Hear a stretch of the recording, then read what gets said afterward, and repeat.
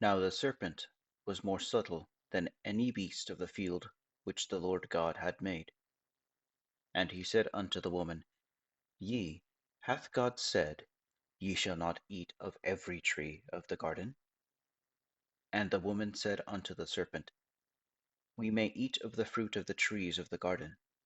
But of the fruit of the tree which is in the midst of the garden, God hath said, Ye shall not eat of it, neither shall ye touch it, lest ye die. And the serpent said unto the woman, Ye shall not surely die.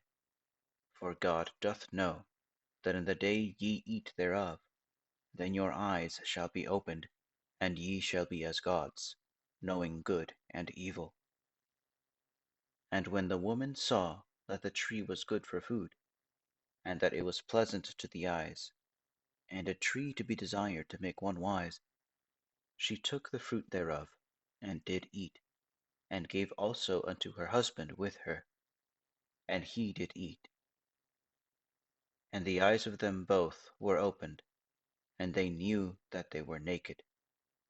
And they sewed fig leaves together, and made themselves aprons. And they heard the voice of the Lord God walking in the garden in the cool of the day.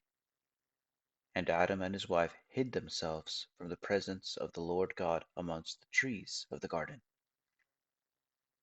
And the Lord God called unto Adam, and said unto him, Where art thou? And he said, I heard thy voice in the garden, and I was afraid, because I was naked, and I hid myself. And he said, Who told thee that thou wast naked? Hast thou eaten of the tree, whereof I commanded thee that thou shouldest not eat? And the man said, The woman whom thou gavest to be with me, she gave me of the tree, and I did eat. And the Lord God said unto the woman, What is this that thou hast done? And the woman said, The serpent beguiled me, and I did eat. And the Lord God said unto the serpent, Because thou hast done this, thou art cursed above all cattle, and above every beast of the field. Upon thy belly shalt thou go, and dust shalt thou eat all the days of thy life. And I will put enmity between thee and the woman, and between thy seed and her seed. It shall bruise thy head, and thou shalt bruise his heel. Unto the woman he said, I will greatly multiply thy sorrow and thy conception. In sorrow shalt thou bring forth children, and thy desire shall be to thy husband, and he shall rule over thee.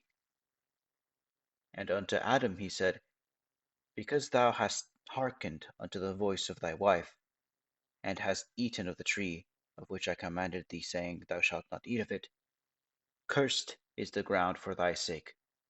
In sorrow shalt thou eat of it all the days of thy life.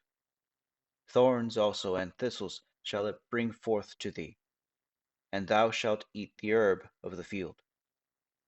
In the sweat of thy face shalt thou eat bread, till thou return unto the ground. For out of it wast thou taken. For dust thou art, and unto dust shalt thou return.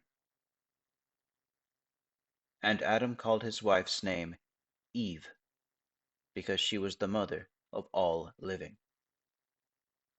Unto Adam also, and to his wife, did the Lord God make coats of skins, and clothe them. And the Lord God said, Behold, the man is become as one of us, to know good and evil. And now, lest he put forth his hand, and take also of the tree of life, and eat, and live forever. And therefore the Lord God sent him forth from the garden of Eden, to till the ground from whence he was taken. So he drove out the man, and he placed at the east of the garden of Eden cherubims, and a flaming sword which turned every way, to keep the way of the tree of life.